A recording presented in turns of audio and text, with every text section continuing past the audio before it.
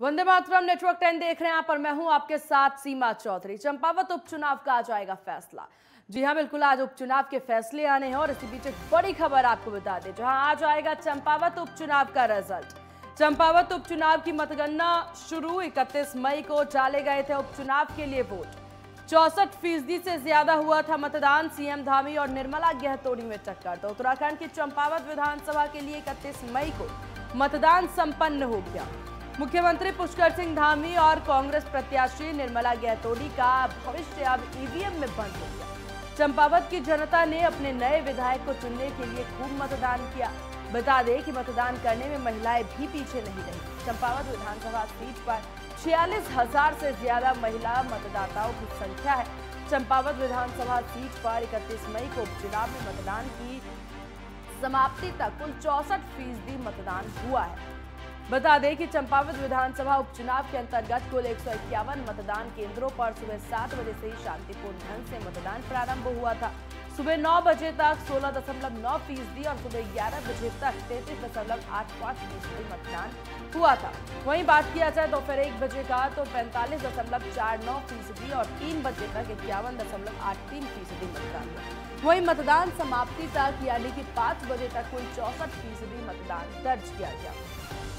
तो चंपावत उपचुनाव का आज रिजल्ट आने वाला है। फैसला होगा भविष्य का कि आखिर कौन जीत दर्ज इसमें करवाता है। 31 मई को मतदान हमने देखा किस तरीके से उत्साह चंपावत की जनता में देखने को मिला और ज्यादा से ज्यादा लोग यहाँ पर अपने वोट का इस्तेमाल करने, अपने मतदान का इस्तेमाल करने के लिए पहुंच रहे थे और अपने मतदान करते नजर आए। फिर चाहे वो महिला हो, पुरुष हो या फिर बुजुर्ग हो, हर कोई वोट डालने के लिए वहां पर पहुंच रहे थे और वो चेहरे पे मुस्कान देखने को मिल रही थी। जिस तरीके से चंपावत की जनता जोश जुनून के साथ वोट डालने पहुंच रहे थे और सुबह से ही मतदान केंद्रों पर देखने को मिला जो गहमा गहमी जो भीड़ वहां पर देखने को मिली, उसी से साफ था कि चंपावत की जनता इस उपचुनाव को लेकर के कितना ज्यादा उत्साहित नजर आ रही है। देखने वाली बात होगी कि चंपावत की जनता का क्या फैसला यहाँ पर आता है। तो चंपावत में चुनाव का लेखा जोखा देखिए, अगर हम जिक्र करें तो कुछ इस प्रकार से है। साल 2002 में कुल मतदाता थे 71,020, वहीं मतदान हुए थे 38,893। मत प्रतिशत 54.76 रहा। साल 2007 की बात की जाए तो कुल मतदाता हुए 94,344, मतदान हुआ 54,727। मत प्रतिशत थे 64.88। साल 2012 पे आते हैं जहां कुल मतदाता हुए 76,385 और मतदान हुआ 58,187। मत प्रतिशत हुआ 76.17। अब साल 2017 की बात करते हैं तो कुल मतदाता थे 88,781, मतदान हुआ 58,979, मत प्रतिशत था 66.43।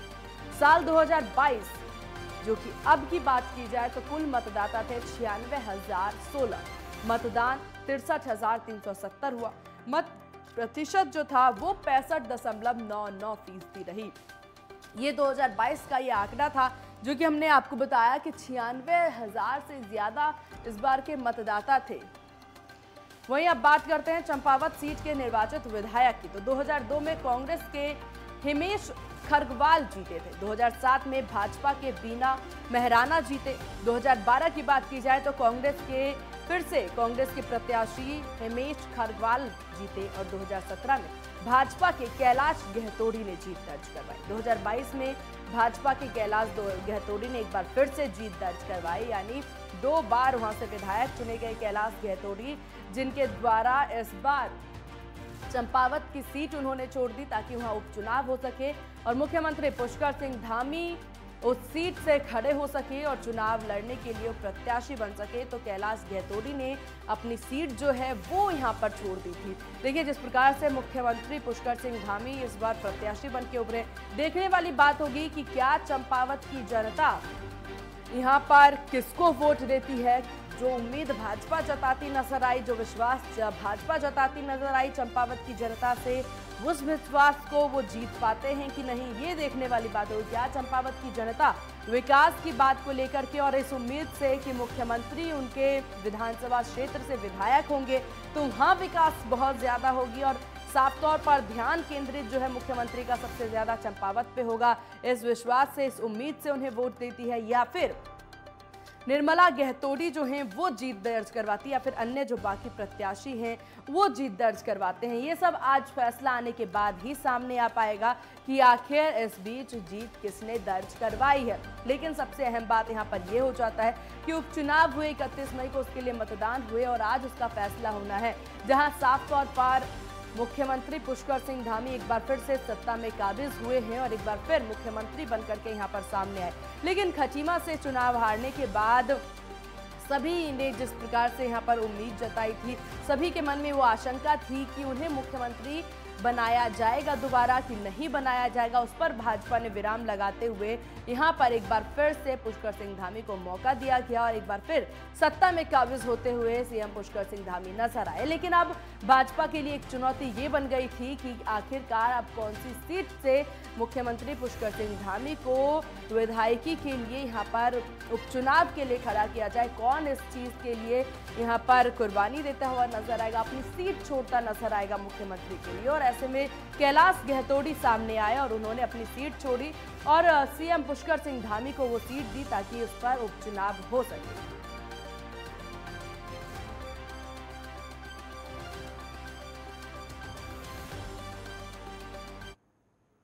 और इसी विषय पर तमाम अपडेट के साथ हमारे संवाददाता ज्ञानेंद्र तिवारी सीधे हमारे साथ जुड़ गए। ज्ञानेंद्र, किस तरह की अपडेट, कब तक फैसला आने की उम्मीद?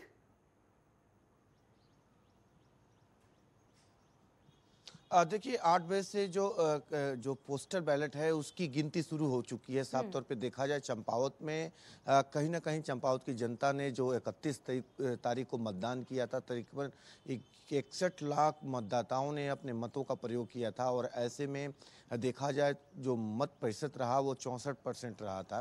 खासतौर पे 1-2 घंटे के अंदर तस्वीरें साफ हो जाएंगी कि कितने वोटों का जो मार्जिन है वो प्रत्याशियों के बीच देखने को मिल रहा है, क्योंकि हमने देखा किस तरीके से जो आकलन है इस दौरान 31 तारीख को मतदान के बाद तमाम जो राजनीतिक दिग्गज है उनकी तरफ से लगाया जा रहा था और राजनीतिक जो विशेषज्ञ हैं उनकी तरफ से लगाया जा रहा था। एक बड़ा आकलन कहीं ना कहीं ये कहा जा रहा था कि जो वोट प्रतिशत है वो जीत और हार के बीच का वो काफ़ी अंतर होने वाला है।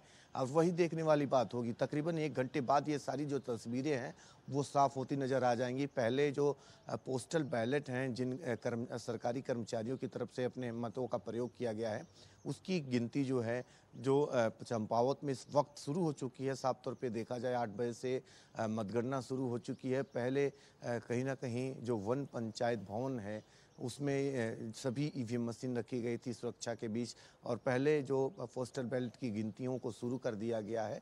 और ऐसे में देखा जाए जो कहीं ना कहीं 12 टेबल लगाए गए हैं और 13 चरणों की गिनती होनी है। और ख़ास तौर पे अगर देखा जाए तो वो पोस्टल बैलेट की गिनती के बाद तकरीबन 9 बजे के बाद जो तस्वीरें हैं वो साफ़ होनी शुरू हो जाएंगी और 10 बजे तक ये एक बड़ा कहीं ना कहीं जो मार्जिन की जो संभावनाएं हैं वो भी स्पष्ट होती नज़र आएंगी। ख़ास तौर पे देखा जाए तो सारी जो तस्वीरें हैं 10 साढ़े 10 बजे के बाद स्पष्ट हो जाएंगी, क्योंकि देखा जाए जिस तरह की संभावनाएं हैं अब कहा जा रहा है कि मुख्यमंत्री और जो कांग्रेस की प्रत्याशी हैं उनके बीच जो जीत के आंकड़ जो प्रतिशत होगा उसमें भी काफ़ी जो अंतर है वो देखा जा सकता है। और देखा जाए तो इस बार बढ़ चढ़ के लोगों ने मतदान किया, क्योंकि उपचुनाव में अक्सर देखा जाता है कि जो वोट प्रतिशत होता है वो काफ़ी कम होता है। लेकिन अगर हम देखें तो पिछली बार 2022 में जिस तरीके से विधानसभा का चुनाव हमने देखा था इसी साल, और ऐसे में उसके बाद उपचुनाव में जाना पड़ा मुख्यमंत्री को, लेकिन कुछ खास अंतर जो है इस विधानसभा सीट के वोट परसेंटेज में नहीं देखने को मिला है। लोगों ने दिलचस्पी दिखाई है और लगातार हमने देखा भी किस तरीके से मुख्यमंत्री लोगों के बीच रहे और साफ तौर पे मुख्यमंत्री की तरफ से जो वादे किए गए, लोगों को एक विश्वास था कि हमारे क्षेत्र से अगर मुख्यमंत्री विधायक प्रतिनिधि चुन के जाते हैं तो कहीं ना कहीं यहाँ की जो बिल्कुल। और देखिए ज्ञानेंद्र, ये जो विश्वास है वहाँ की जनता में और जिस विश्वास की बात भाजपा या फिर अन्य लोग करते नजर आ रहे हैं कि लोग ये सोच रहे हैं कि वहां पर अगर मुख्यमंत्री वहां से चुनाव लड़ेंगे तो वहां की विकास की बात होगी। देखने वाली बात यह भी होगी कि फैसले के बाद जो विश्वास भाजपा और अन्य लोग जताते नजर आते हैं, क्या वही विश्वास यहाँ पर कायम होता है या फिर एक बार फिर से जो पासा है वो पलटता हुआ नजर आता है? ज्ञानेंद्र,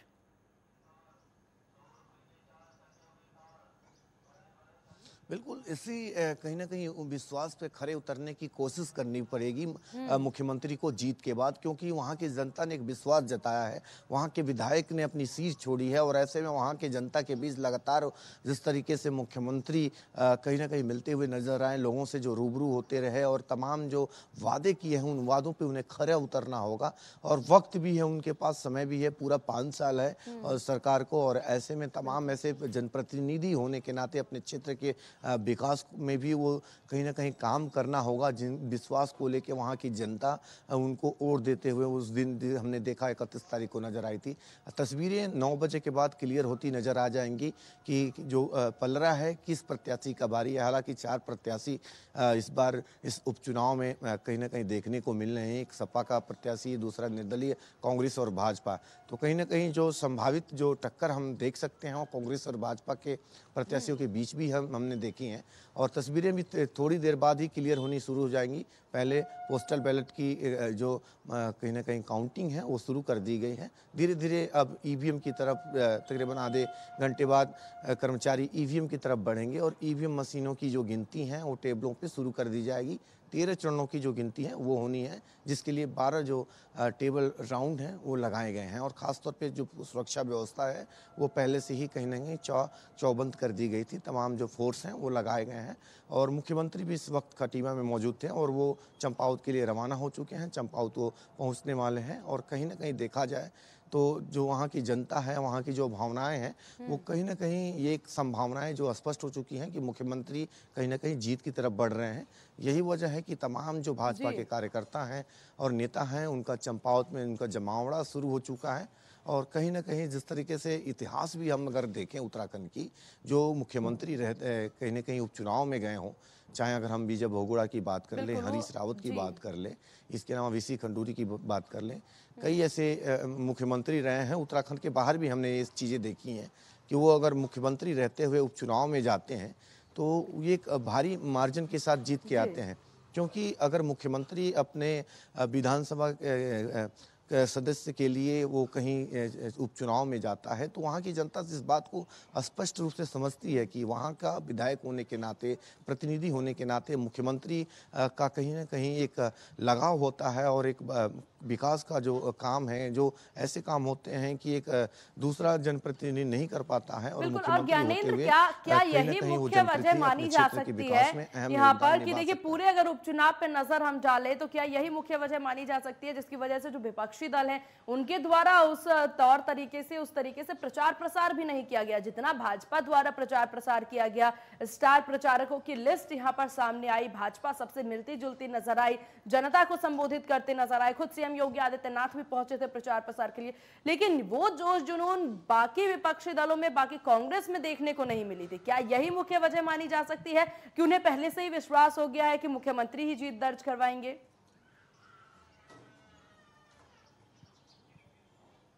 देखिए, राजनीतिक पार्टी होने के नाते कांग्रेस की तरफ से अपने प्रत्याशी को चुनाव मैदान में जरूर उतारा गया था, लेकिन जिस जोश के साथ, उत्साह के साथ चुनाव के प्रचार को करना चाहिए था वो होता वहां नजर नहीं आया। खासतौर पे देखा जाए, जीत और हार एक अलग चीज है। पार्टी जिस तरीके से नेशनल पार्टी है कांग्रेस भी, और कहीं ना कहीं जिस उत्साह के साथ उन्हें चुनाव में आना चाहिए था उस तरह से वो वहां पे नजर नहीं आए।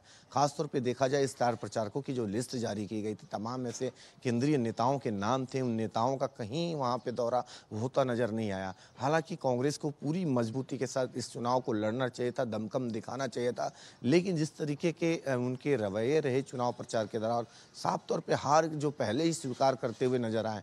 और ऐसे में कहीं ना कहीं कांग्रेस पार्टी को इस पर विचार करने की आवश्यकता थी। मुख्यमंत्री सामने उपचुनाव में थे, लेकिन फिर भी पार्टी बड़ी पार्टी होने के नाते अपने प्रत्याशी के दमखम के साथ उन्हें चुनाव प्रचार में जाना चाहिए था। लेकिन अगर हम देखें, जो इतिहास रहा है वो कहीं ना कहीं मुख्यमंत्रियों के हिसाब से रहा है। मुख्यमंत्रियों ने ज़्यादातर चुनाव उपचुनाव जीते हैं, लेकिन इस बात को कांग्रेस समझती थी फिर भी जिस तरीके की पार्टी है, पार्टी को अपनी मजबूती के साथ जो है चुनाव में जाना चाहिए था, लेकिन वो यहाँ होता हुआ नज़र नहीं आया। और जिस तरह की संभावनाएं हैं, एक भारी जो अंतर है वो जीत में देखने को मिल सकती हैं। तस्वीरें 9 बजे के बाद जो है स्पष्ट होती नजर आएंगी। जी बिल्कुल ज्ञानेंद्र, और 9 बजे के बाद देखने वाली बात होगी कि किसका विश्वास जो है वो जीतता नजर आता है। चंपावत की जनता किसका चयन करती है कि चंपावत के विकास की ओर उसका ध्यान जाए। और खासतौर पर सबकी नजर इसी बात पर टिकी हुई है। पूरे अगर चुनाव पर भी नजर डाला जाए यहाँ पर ज्ञानेंद्र, जिस तरीके से 31 मई को मतदान केंद्रों पर भीड़ देखने को मिली थी और जिस तरीके से मतदाता जो है वो बढ़ चढ़ करके वोट डालने पहुंच रहे थे, बहुत सी प्रतिक्रिया भी ली गई थी। नेटवर्क 10 पर ही वो सारी प्रतिक्रिया दिखाई गई थी, जहां मुख्यमंत्री के चुनाव लड़ने को लेकर के काफी उत्साहित नजर आ रही थी चंपावत की जनता। बिल्कुल, मैंने पहले ये बात कही, वहाँ की जनता का एक विश्वास है। जनता के सामने जिस तरीके से मुख्यमंत्री लगातार कहीं न कहीं वो संपर्क करते हुए नजर आए, छोटे-छोटे जो जनसंपर्क होते हैं, छोटी-छोटी जो सभाएं होती हैं, उसके जरिए चंपावत के कोने तक जनता से जो मुलाकात थी वो मुख्यमंत्री की रही थी। और मुख्यमंत्री ने तमाम ऐसे वादे किए हैं वहाँ के विकास को लेके, तमाम, चाहे वो सड़क, बिजली, पानी का हो, स्वास्थ्य व्यवस्थाओं को, शिक्षा व्यवस्थाओं को बेहतर करने की हो, क्योंकि चंपावत का जो विधानसभा क्षेत्र एक दुर्गम इलाका है और ऐसे में अभी भी विकास की कई ऐसे काम हैं जो अभी वहाँ नहीं हुए हैं। और ऐसे में वहाँ की जनता को विश्वास है, क्योंकि ये काफ़ी अलग इलाका है। अगर हम देखें चंपावत का जो इलाका है, कहीं न कहीं दुर्गम इलाका है, उत्तराखंड का पहाड़ी इलाका, और ऐसे में विकास से अछूते रहा है। 21 साल हो गए राज्य गठन के, 22वें साल में उत्तराखंड पहुंच चुका है, लेकिन फिर भी कहीं न कहीं कुछ ऐसे विधानसभा क्षेत्र हैं उत्तराखंड के अंदर जहां की विकास के अभी भी काफ़ी कम बिल्कुल। और ऐसे में इसीलिए चंपावत की जनता जो है ज्ञानेंद्र, वो उम्मीद जताती नजर आ रही है कि अगर मुख्यमंत्री की जीत होती है, यहाँ से मुख्यमंत्री खुद चंपावत से विधायकी पे जीत दर्ज करवाएंगे, तो उनके विकास की ओर ज्यादा अग्रसर होते नजर आएंगे। आपका बहुत शुक्रिया तमाम जानकारी साझा करने के लिए ज्ञानेंद्र, और नजर बनाए रखिएगा, अभी और भी अपडेट आपसे लेते रहेंगे। यहाँ वक्त तो चला एक बहुत छोटे से ब्रेक का। ब्रेक के बाद जल्द होंगे हाजिर।